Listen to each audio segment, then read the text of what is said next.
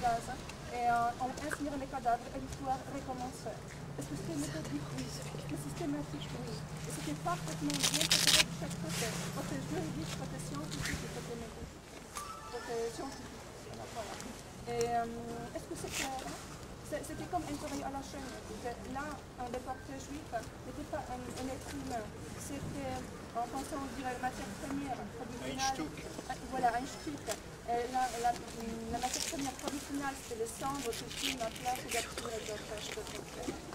Et je vous laisse la parole, bien sûr. J'en profite parce que vous m'avez posé la question tout à l'heure dans le car. Hein. Alors, moi, je ne suis pas arrivé ici, je suis arrivé à la Judenraum. On vous a signalé qu'on verra peut-être tout à l'heure, mais un peu avant. Cette partie-là a été faite après l'arrivée de mon conjoint à moi. Mais quand nous arrivions, pendant longtemps, j'ai cru que c'était ici, moi, parce que ça se ressemblait beaucoup. Il faudrait le reprendre en tête, parce que même si on y allait à cette Judenraum, il n'y a plus les barbelés autour. Et en gros, quand nous on arrivait, c'était à peu près la même chose. Alors donc, vous m'aviez demandé quel espoir. Bon, le train sur lequel je suis arrivé, disons, moi, il était à gauche, mon train. Et on nous a mis à droite, mais il y avait des points à gauche, à droite, vous voyez. Et on nous a mis là-bas pour nous trier sur la droite. Hein, et le major SS, qui était dans une tenue, genre tenue de cheval, hein, il avait des bottes, il avait un stick à la main, il se tapait sur les cuisses là ou sur la jambe, et on passait devant lui, il disait rien, mais avec son stick il disait. Et alors, sur la gauche, du côté donc des voies du convoi, là, hein, on était donc là-bas, le train était encore là, il y avait des camions. Et ceux qui étaient envoyés à gauche, donc, allaient vers ces camions. Donc, et pour nous, au départ, c'était à peu près normal. On sentait, c'était des femmes enceintes, hein, ce que je vous ai dit. C'était avec des petits gosses au bras, c'était les amputés, c'était des gens faibles. Et le côté à droite, nous, c'était ceux qui étaient à peu près costauds. Et effectivement, ils sont montés là. On a été séparés. Mais tout ça, c'était dans une ambiance, comme je vous ai dit dans le cas, dantesque. Il y avait ces déportés là, enfin ces bagnards. Parce que nous, quand on était dans le train, on arrivait vers des bagnards. Hein, je vous dis bien, on ne savait pas que c'était nous, donc on arrivait dans un truc tout à fait différent. Hein, avec les SS et leurs chiens qui gueulaient.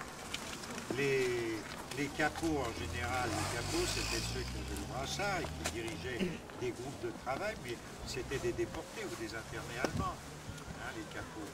Et qui avaient leur gourdin à la main, et quand quelqu'un les passait vite, ils lui tapaient dessus. On le bousculait pour aller vers le groupe, mais certains voulaient prendre leurs valises.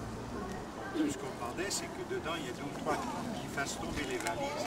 Et ceux qui étaient, pour beaucoup de déportés des anciens qui étaient là, c'était pour ramasser les valises, pour les emmener au Canada. Et ça, madame vous l'expliquera tout à l'heure, on va y aller certainement, hein, au Canada. Voilà. Hein, mais c'était ça. Il est net que quand on arrive ici, se remettre dans l'ambiance que c'était quand nous on arrivait, et tout était fait peut-être d'ailleurs exprès pour ça, qu'on n'ait pas le temps de réfléchir. Hein, parce que ceux qui partaient, je vous dis, alors pour ceux qui partaient, bon, je ne parle pas de moi, j'avais juste ma belle-mère qui était dans un autre voie, elle était pour moi assez grande, assez pour se défendre elle-même, enfin pour acter. Mais mon copain qui avait, j'avais 17 ans, il en avait 15, il était avec son père, sa mère, ses 2 frères et sa sœur, et il s'est retrouvé seul. Heureusement qu'il y a des gars plus âgés que lui qui lui ont dit bon là, il y a un choc. Et quand le lendemain on s'est retrouvé à Touna, et qu'on a demandé justement où étaient ses parents, on nous a montré les cheminées, bon là on les voit plus. Mais dans le temps on les voyait de loin, ces cheminées, plus la fumée qui était au-dessus, qui se voyait aussi très loin, hein, et on disait voilà, ils sont en train de sortir. Hein, où c'est le train suivant qui sort, bon, et ça sera notre tour après. Voilà comment ça a démarré notre séjour. C'est un beau homme d'État, il y a longtemps, Pilsudski. Bon, il a une belle statue, le guide nous a dit c'est un homme formidable, et je lui ai dit, moi, si j'ai bonne mémoire, de tout petit, je suis né en France, hein, mais mon père n'en gardait pas tellement un bon souvenir. Ça, on ne le dit pas. Et je crois qu'il y a eu quand même aussi des pogroms sous son époque. Les Juifs n'ont pas été... Bon, alors vous voyez, non, c'est là où je dis, je ne suis pas... Je ne suis pas d'accord avec les Israéliens sur certaines choses. Je ne suis pas non plus d'accord avec les Polonais quand ils arrangent aussi leur histoire. Oui, c'est vrai, c'est vrai. Je suis d'accord avec vous. Mais, ça y est, on arrête parce qu'on peut y passer la journée. Tu vois, hein? Mais je voudrais exactement.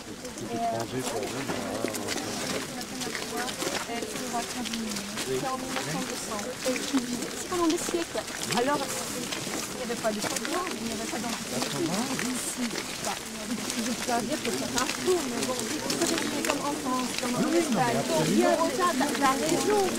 La raison, simplement, il faut regarder la situation. Il faut voir comment les crises, comment l'histoire se fait en Israël. Je ne défends pas, bien au contraire, je ne défends pas la première école israélienne.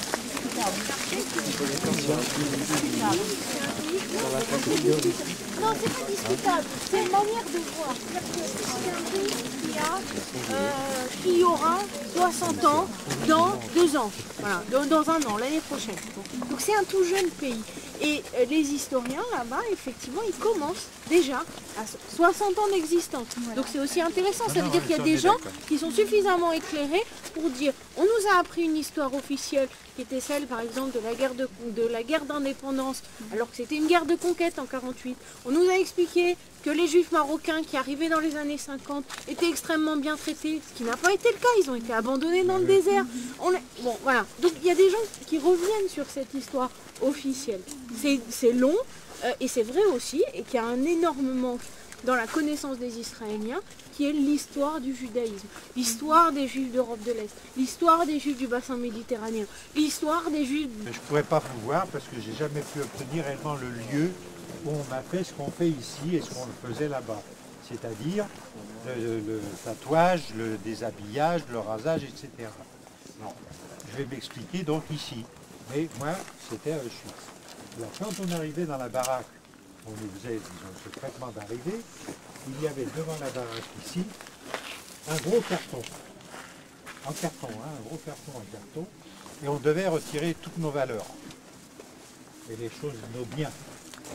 Alors il y a des gens qui, effectivement, sortaient des gros billets ou des grosses pièces.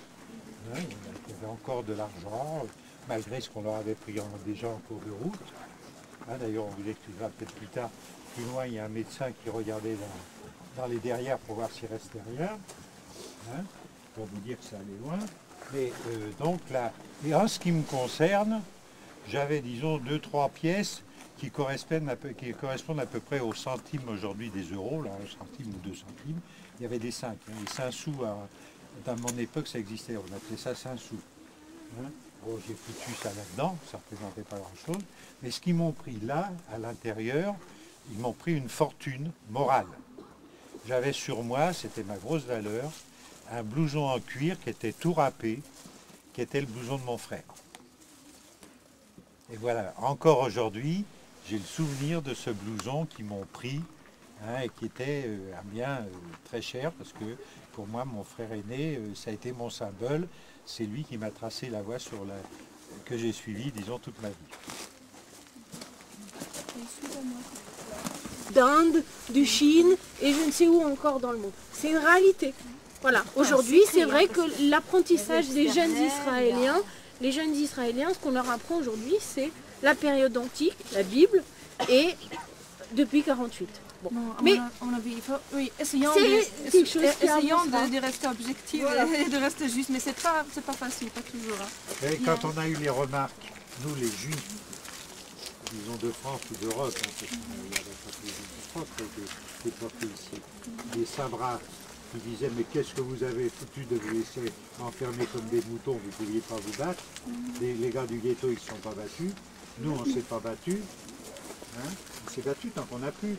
Une fois qu'on était bloqué ici, comment on pouvait se battre? C'est compliqué, hein, là, vous savez vraiment quelques commentaires. C'était aussi valable par les hommes, parce qu'il fallait écarter les fesses, parce qu'ils retiraient tous les poils du haut de la tête et en bas. Alors pour les hommes, il y en avait aux fesses, il y en avait devant, pour les femmes aussi, et tout y passait. Alors on montait sur les caisses. Les tabourets, moi je me rappelle le tabouret à Auschwitz 1. Bon, et le tatouage, je vous l'ai montré dans le cadre.